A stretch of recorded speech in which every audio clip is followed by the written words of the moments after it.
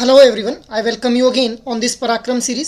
सो जैसा कि हम लोग जानते हैं कि एमसीक्यूज फॉर्मेट के अंदर हम लोग रिटेल बैंकिंग और वेल्थ मैनेजमेंट के इस सिलेबस को कंप्लीट करने की कोशिश कर रहे हैं with the help of MCQs itself. So आज के इस सेशन में हम लोग डिस्कस करेंगे applicability of retail banking concepts part 3। So let us get started with the question first of all. Under which form of the process model all the retail loans sourced and processed at a single point by most of the public sector banks? Your options are regional processing model, standalone processing model, centralized processing model, and none of these. So what should be the right answer for this question? So the right answer should be option C itself, that is centralized processing model. अब ये जो question है ये process model से जो है वो frame किया गया है। सो हम लोग प्रोसेस मॉडल्स के बारे में देख लेते हैं। So for this process model we are having 3 dimensions, in house resource processing, outsource processing, इसके अलावा outsource plus in house resource processing. अब ये जो इन हाउस रिसोर्स प्रोसेसिंग है, यहाँ पे जितने भी टास्क रहते हैं उनको जो है वो अपने इंटरनल रिसोर्सेज के बिहाफ पे जो है इंटरनल रिसोर्सेज के थ्रू जो है वो इन सभी टास्क्स को जो है वो फुलफिल किया जाता है। So this kind of in-house resource processing is opted by public sector banks plus old private sector banks। मतलब दोनों ही पब्लिक सेक्टर बैंक्स और ओल्ड प्राइवेट सेक्टर बैंक्स के द्वारा अपने इंटरनल रिसोर्सेज का यूज़ किया जाता है अपने टास्क को परफॉर्म करने के लिए। Next is outsourcing process model, जहाँ पे जो भी टास्क रहते हैं उनको जो है वो आउटसोर्स कर दिया जाता है to a third party company. So this kind of process model is being opted by foreign banks.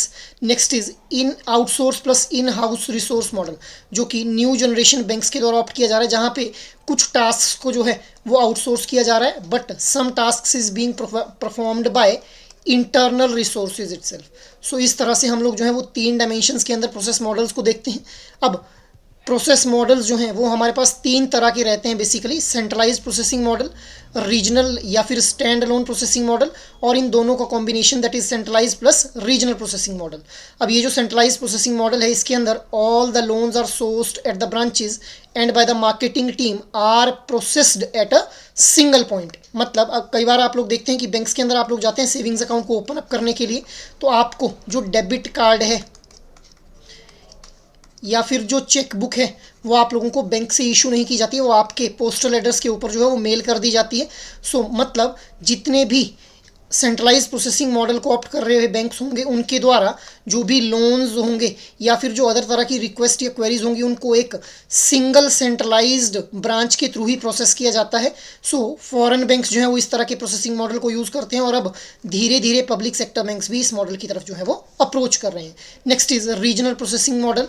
Regional processing model के अंदर अब कई बार हम लोग क्या देखते हैं कि एक पर्टिकुलर ज्योग्राफी में suppose these are the number of branches, इन सभी ब्रांचेस के जो भी लोन्स वगैरह रहेंगे उनको एक रीजनल हब, इनके लिए एक रीजनल हब बना लिया जाएगा। उस रीजनल हब के ऊपर इन सभी ब्रांचेस के जो भी रिक्वेस्ट या क्वेरीज रहेंगे विद रिस्पेक्ट टू लोन्स उनको जो है वो प्रोसेस किया जाएगा।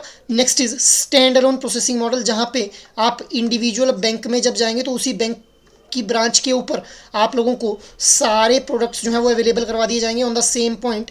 आप लोगों को ऐसा नहीं है कि कोई सेंट्रलाइज्ड या फिर रीजनल हब की ज़रूरत है, स्टैंड अलोन बेसिस के ऊपर, मतलब उसी ब्रांच के थ्रू आपको जो है वो सेविंग्स अकाउंट की डेबिट कार्ड, इसके अलावा चेक बुक, पासबुक जो है वो प्रोवाइड करवा दी जाएगी। So regional processing hubs to cater the specific cluster or geography of branches, it is more popular with the old generation private banks. Moving ahead, next हम लोग बात करते हैं centralise plus regional processing model की, जहाँ पे हम लोग देख पाते हैं कि न्यू जनरेशन के जो प्राइवेट बैंक्स हैं उन बैंक्स के द्वारा इन centralise plus regional processing models को जो है वो फॉलो किया जा रहा है which is a combination of both these processing models. Moving ahead अब हम लोग देख लेते हैं कि देखिए हम लोग जानते हैं कि बैंकिंग जो है it is a intangible service. So यहाँ पे टेंजिबिलिटी को इंट्रोड्यूस किया जाता है विद रिस्पेक्ट टू, अगर सेविंग्स अकाउंट में बात करूँ तो जब भी सेविंग्स अकाउंट ओपन किया जाता है तो पासबुक इशू की जाती है, चेक बुक इशू किया जाती है, एटीएम कार्ड, डेबिट कार्ड को इशू किया जाता है और पिन को भी जो है वो मेल किया जाता है to the individual customer for introducing the touch of tangibility in the intangibility itself. अब हम लोग देख रहे हैं कि generally most public sector banks के द्वारा स्टैंड अलोन प्रोसेसिंग नॉर्म्स को फॉलो किया जाता है, प्राइवेट सेक्टर बैंक्स के द्वारा centralise plus regional plus stand alone processing model को फॉलो किया जाता है और फॉरेन बैंक्स के द्वारा सेंट्रलाइज प्रोसेसिंग नॉर्म्स को जो है वो फॉलो किया जाता है। अब देखिए यहाँ पे मैंने आप लोगों को ये सेविंग्स अकाउंट का एग्जांपल क्यों दिया, क्योंकि जो ये प्रोसेस मॉडल है it differs depending upon the type of product, मतलब क्या ये एसेट प्रोडक्ट है या फिर लाइबिलिटी प्रोडक्ट है। अब जैसे ये जो सेविंग्स अकाउंट है it is a liability product itself, it is a liability for a bank. So इस केस में कौन सा मॉडल यूज़ किया जाएगा, दैट डिपेंड्स अपॉन दैट कौन से बैंक के द्वारा जो है वो इस सेविंग्स अकाउंट को प्रोसेस किया जा रहा है, और अलग अलग बैंक के द्वारा कौन से मॉडल्स फॉलो किए जाएंगे, it will also depend upon the type of product. Moving ahead, अब हम लोग जो हैं ये देखते हैं कि कई बार हम लोगों को ये जो प्रोसेसिंग करते हैं, हम प्रोसेस मॉडल्स का यूज़ करते हैं, यहाँ पे सिंगल स्टेज या फिर मल्टी स्टेज प्रोसेसिंग देखने को मिलती है।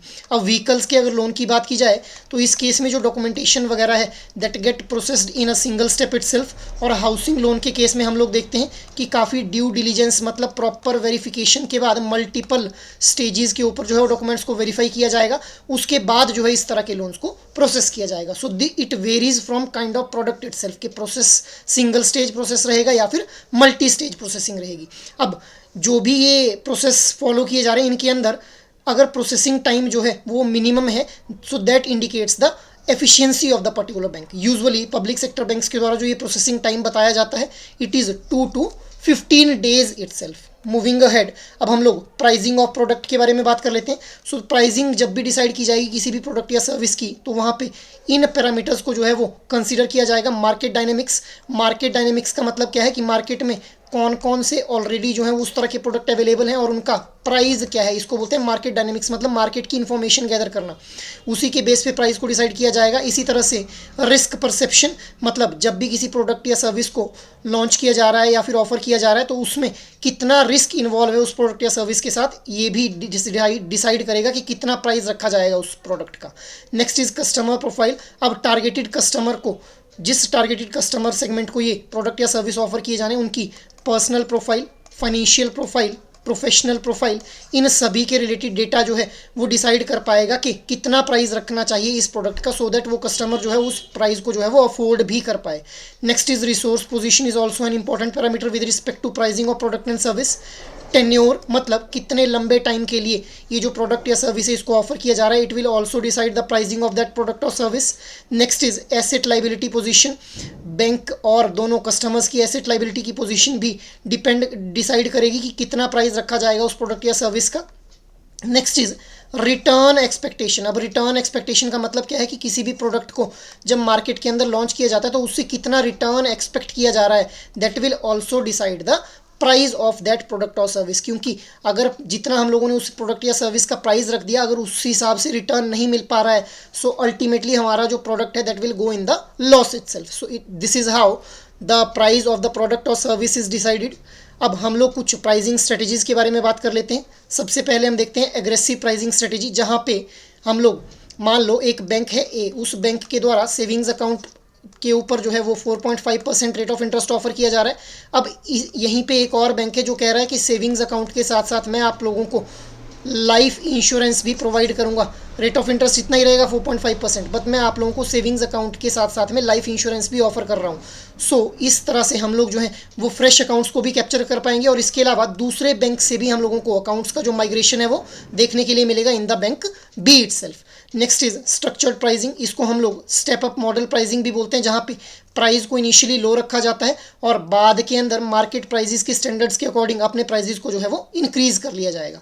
Next is stand alone pricing, जहाँ पे सभी प्रोडक्ट्स को जो है वो इंडिपेंडेंटली असेस किया जाएगा with respect to their pricing. So इस तरह से हम लोगों ने 3 स्ट्रेटजीज़ के बारे में बात की। अभी हम लोग कुछ और स्ट्रेटजीज़ को देख लेते हैं, that is general structuring pricing strategy, जहाँ पे हम लोग क्विंटम और वॉल्यूम ऑफ प्रोडक्ट के हिसाब से जो है अपने प्राइस को डिसाइड करते हैं। नेक्स्ट इज प्रेफरेंस प्राइसिंग, जहाँ पे हम अपने हाई नेटवर्थ इनकम कस्टमर्स को जो है वो स्पेशल प्राइस रिबेट्स देते हैं, स्पेशल कोड्स ऑफर करते हैं और कंसेशनल रेट्स ऑफर किए जाते हैं for providing value to those customers के, क्योंकि उनके वो हमारे बैंक के लिए काफ़ी हाई इनकम जो है वो जनरेट कर रहे हैं, तो इसके लिए उनको स्पेशल फील करवाया जाता है with the help of preference pricing. Next is price bundling, अब प्राइस बंडलिंग के अंदर हम लोग जो है वो क्रॉस सेलिंग स्ट्रेटेजी भी इसको बोल देते हैं। यहाँ पे हम लोग जो है एक इंडिविजुअल कस्टमर को जो कि सेविंग्स अकाउंट ओपन करने के लिए आया है उसको साथ ही साथ हम लोग लोन भी ऑफर कर देते हैं। साथ ही साथ उसकी नीड को देखते हुए हम लोग जो है वो उसको म्यूचुअल फंड्स में इन्वेस्ट करने के लिए भी जो है वो सजेस्ट करते हैं। इसके अलावा हम लोग जो है अगर उसने एजुकेशन की प्लानिंग करनी है अपने बच्चों के लिए तो उसको हम लोग एजुकेशन लोन भी पिच कर सकते हैं। So depending upon the need of the customer हम लोग जो है वो अलग अलग प्रोडक्ट्स की बंडलिंग कर देते हैं। उसी को हम लोग क्या बोल देते हैं, प्राइस बंडलिंग बोल देते हैं। Holistic pricing for a bundle of the services, जहाँ पे बंडल ऑफ सर्विसेज के लिए होलिस्टिक प्राइसिंग की जाती है, सभी के लिए एक प्राइसिंग की जाती है। इन जितने भी प्रोडक्ट और सर्विसेज हम लोग इस बकेट के अंदर इंक्लूड कर रहे हैं। Now try to answer out this question guys. Dash model with an initial low and attractive price and switch over to market related pricing after a while. Your options are aggressive pricing strategies, price bundling, general structuring, step up pricing. So what should be the right answer for this question guys? Try to answer out in your comment box. So that is all for today's discussion. I hope ये session आप लोगों को अच्छा लगा हो। अगर आपकी कोई भी क्वेरी है तो हम लोगों को मेल कर सकते हैं hello@edutap.co.in के ऊपर। जय हिंद।